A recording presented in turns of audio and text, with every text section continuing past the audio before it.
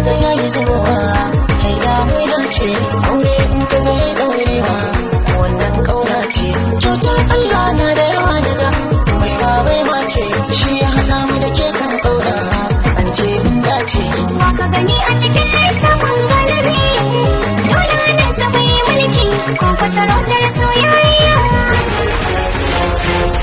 ko muke ƙara ba mu haɗin kai akan wanda kake oh this is please arrest him dakata baba Allah ya saka ni na tuka Allah ya yi Hausawa sun ce kowa isai rariya ya san za ta zub da ruwa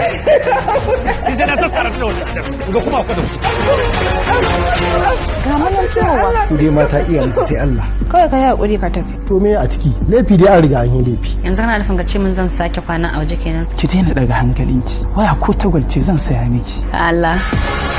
saboda wannan abin shi yasa ke nema ki kashe kanki ke ci za ki kashe na hannu dan ma na san za a